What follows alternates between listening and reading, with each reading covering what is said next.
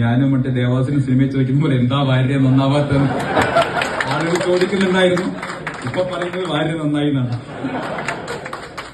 എന്തായാലും വെറുപ്പിന്റെയും വിദ്വേഷത്തിന്റെയും ഫാക്ടറിയിൽ നിന്ന് ഇറങ്ങി സ്നേഹത്തിന്റെ കടയിലൊരു അംഗത്വം എടുത്ത ഞാൻ ആദ്യമായിട്ട് പ്രവാസ ലോകത്തിലേക്ക് വന്നിട്ടുള്ളത് KMCCയുടെ പരിപാടിയിലേക്കാണ്, ബഹ്റൈനിലേക്കാണ് എന്നുള്ളത് സന്തോഷകരമാണ്.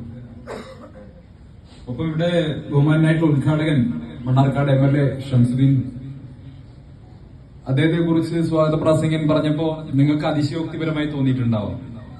പക്ഷെ മണ്ണാർക്കാടുകാരൻ, മണ്ണാർക്കാട് കച്ചവടമൊക്കെ നടത്തിയിട്ടുള്ള എനിക്കറിയാം മണ്ണാർക്കാടിന്റെ അവസ്ഥ എന്തായിരുന്നു ഷംസൊക്കെ വരുന്നതിന് മുമ്പ് എന്നുള്ളത്. അദ്ദേഹം ആ കുന്തിപ്പുഴ പാലത്തിനെ കുറിച്ച് പറഞ്ഞു. മണ്ണാർക്കാട്ട് കുപ്പിക്കഴുത്ത് പോലെയായിരുന്നു കുന്തിപ്പുഴ പാലം.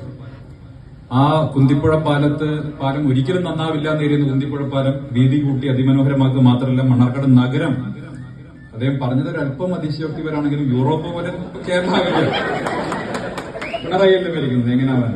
അപ്പൊ ഞാൻ പറയുന്നത്, പക്ഷേ കേരളത്തിലെ ഏറ്റവും മനോഹരമായ നഗരങ്ങളിൽ ഒന്നായി മണ്ണാർക്കാടിനെ പരിവർത്തിപ്പിക്കുന്നത് അത് ഷംസുക്കയുടെ മികവാണെന്ന് ഒരു തർക്കമില്ല. വളരെ അതിമനോഹരമായിട്ടാണ് ഇപ്പോ മണ്ണാർക്കാട് നഗരം മാറിയിരിക്കുന്നത്. അതിലൂടെ പോകുമ്പോൾ തന്നെ ഒരു ഐശ്വര്യമാണ്, മൂപ്പരെ പോകുമ്പോൾ തന്നെ. മണ്ണാർക്കാട് ശരിക്കും അങ്ങോട്ട് നന്നായി. അപ്പോ ഈ 24 ചാനലിലാണ് എന്റെ ഈ ഒരു മനംമാറ്റത്തിന്റെ സമയത്ത് ഒരു വാർത്ത വന്നത്.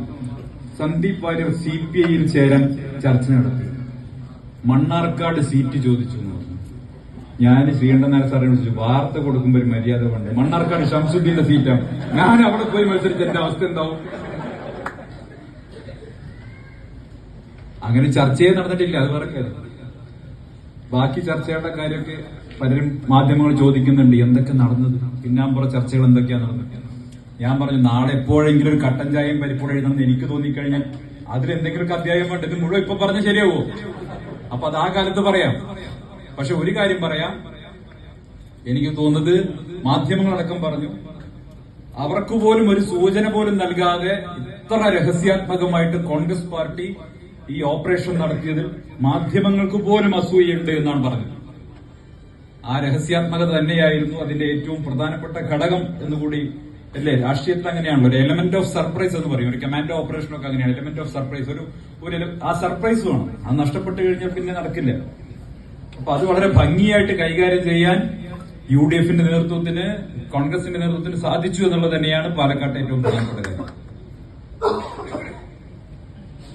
ഇന്ന് ഇങ്ങോട്ട് വരുന്നതിന് തൊട്ട് മുമ്പാണ് ഒരു വാർത്ത കേട്ടത്. IFFKയുടെ ഉദ്ഘാടന ചടങ്ങിൽ ബഹുമാനപ്പെട്ട മുഖ്യമന്ത്രി പങ്കെടുക്കുന്ന ചടങ്ങിൽ ആരോ ഒരാൾ കൂവിയിരിക്കുന്നു. കൂവിയ ആളെ അറസ്റ്റ് ചെയ്തിരിക്കുകയാണ്. നമ്മൾ ഈ സിനിമയൊക്കെ, നല്ല സിനിമ കാണുന്നതിന് മുമ്പായിട്ട് മറ്റേ പരസ്യമിട്ട് കഴിഞ്ഞാൽ ദേഷ്യം വരില്ലേ, എന്താണ് ആരും ഒന്നും മിണ്ടാത്തത്, ചിലയിടത്ത് ചാരൻ ചിലയിടത്ത് പുക എന്ന് പറയുന്ന പോലെ നല്ല സിനിമ കളിക്കാൻ നിൽക്കുന്ന വേദിയിൽ മുമ്പര പ്രസംഗം കേട്ട് കഴിഞ്ഞാൽ പിന്നെ പോവാണ്ടിരിക്കും. ചിലയിടത്ത് ചാരം ചിലയിടത്ത് പുക എന്ന് പറയുന്നത് കേരളം മുഴുവൻ അതേ അവസ്ഥയിലല്ലേ. സ്വാഭാവികമായിട്ട് ഏതോ ഒരു മനുഷ്യന് കൂണം തോന്നി അയാളെ പിടിച്ചപ്പോ ജയിലിട്ടിരിക്കുകയാണ്.